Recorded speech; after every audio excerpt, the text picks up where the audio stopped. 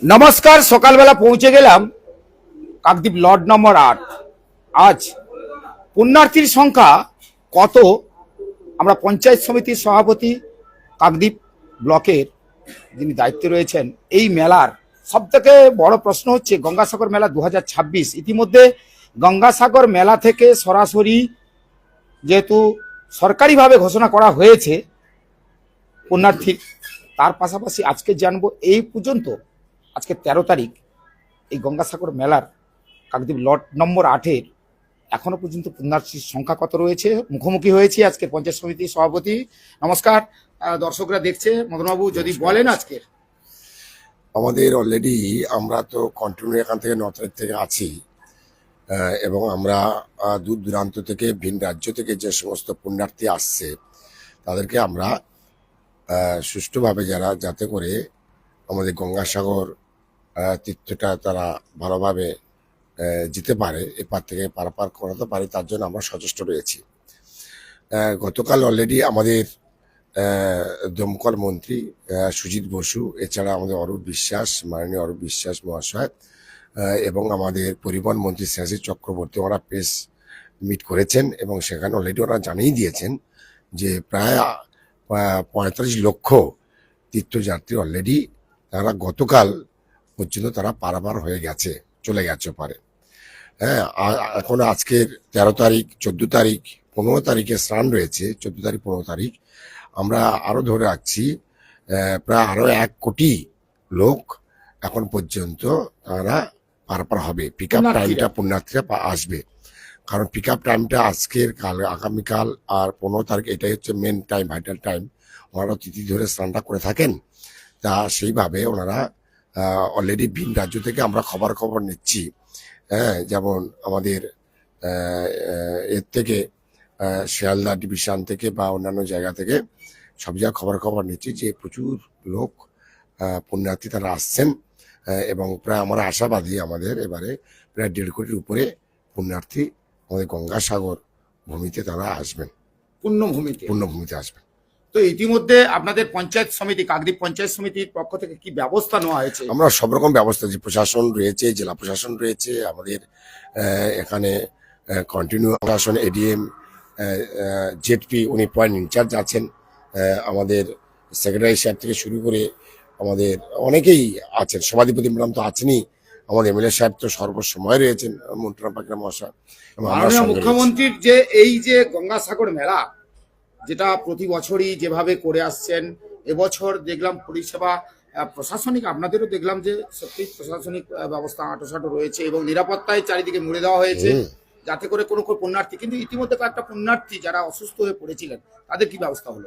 আমাদের দেখুন, আমাদের এখানে এই জায়গায় লন্ডন 8-এ আমরা টেম্পোরারি হসপিটালের ব্যবস্থা আছে এবং অনেক প্রচুর আমরা অ্যাম্বুলেন্সও রেখেছি এবং ভারত সেবা সংঘ থেকে 3 বেডের এবং অক্সিজেন সহ 3 বেডের অলরেডি আমরা তার ব্যবস্থা রেখেছি।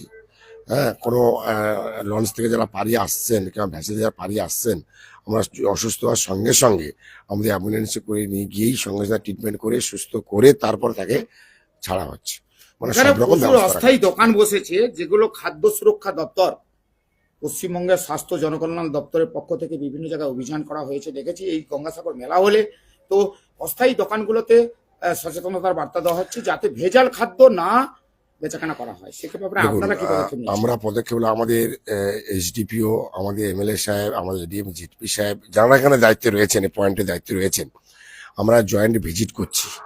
হ্যাঁ, এবং গতকাল আমরা আমাদের উপর থেকে ইনস্ট্রাকশন এসছে, আমরা 1 ঘন্টা অন্তর অন্তর গিয়ে যে সমস্ত আমাদের কিছু হোগলা, কিছু সেট রয়েছে, হ্যাঁ, সেগুলোকে আমরা 1 ঘন্টা অন্তর অন্তর গিয়ে সেগুলো একটা টিম করে ভিজিট করা হচ্ছে এবং কোনো দুর্ঘটনা না ঘটে এবং যাতে করে দুর্ঘটনা মুক্ত একটা গঙ্গাসাগর মেলা করা যায় গত বছর বা অন্যান্য বছরের মতো, তার জন্য আমরা আপ্রাণ চেষ্টা করছি। প্রশাসন যেমন রয়েছে, আমরা সবাই একসঙ্গে কাজ করছি। না, অস্থায়ী দোকানগুলোতে খাবার বেচাকেনা তো হচ্ছে, অনেকেই তো কিনছেন, সে জায়গায় সেটা সচেতন করা হচ্ছে। আমাদের গিয়েই আমাদের সরকারের পক্ষ থেকে, আমাদের পুলিশ প্রশাসনের পক্ষ থেকে তাদেরকে সচেতন করা হচ্ছে যাতে করে কোনোভাবে ফুড পয়জন কোনোভাবে না ঘটে এবং তারা যেটা এই যে তেলের ব্যাপার বা অন্যান্য যে ভেজাল জিনিসগুলো ব্যবহার না করে, তার জন্য আমরা অবশ্যই সচেতন করছি। আপনার নাম? আমার নাম মদন মোহন হালদার, কাকদ্বীপ পঞ্চায়েত সমিতির সভাপতি। তো এতক্ষণ আমরা কাকদ্বীপ পঞ্চায়েত সমিতির সভাপতির সঙ্গে দীর্ঘ সময় কথা বললাম। সব থেকে বড় গুরুত্বপূর্ণ পয়েন্ট হচ্ছে, আমাদের যখন বিভিন্ন ভিন রাজ্য থেকে যে সমস্ত পুণ্যার্থীরা আসছেন, যেমন লট নম্বর 8-এ যেমন সকাল থেকে যেমন ভিড়ের সংখ্যা রয়েছে, তার পাশাপাশি নামখানা পয়েন্ট যেখানে বেরুবন দিয়ে তারা গঙ্গাসাগরে চলে যাচ্ছেন।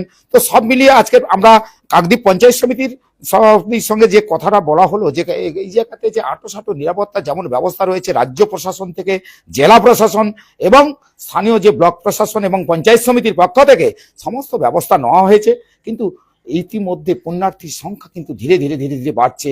গঙ্গাসাগরের মেলা 2026 যেভাবে জমে উঠেছে, অর্থাৎ এই মেলা যদি আন্তর্জাতিক মেলার স্বীকৃতি পায়, তাহলে কিন্তু আগামী দিনে সেই জায়গাতে পৌঁছবে গঙ্গাসাগরের কপিলভূমি, এই পুণ্যভূমি।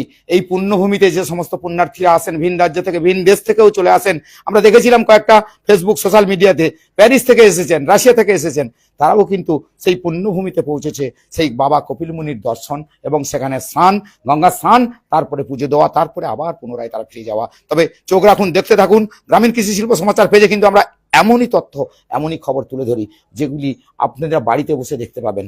সবাইকে বলবেন আজকের সকাল এই খবর তুলে ধরলাম, কেমন লাগলো নিশ্চয়ই জানাবেন। তবে একটু সুন্দর একটা ভিউ দেখাবো আপনাদেরকে, একটু দূরে দেখাই।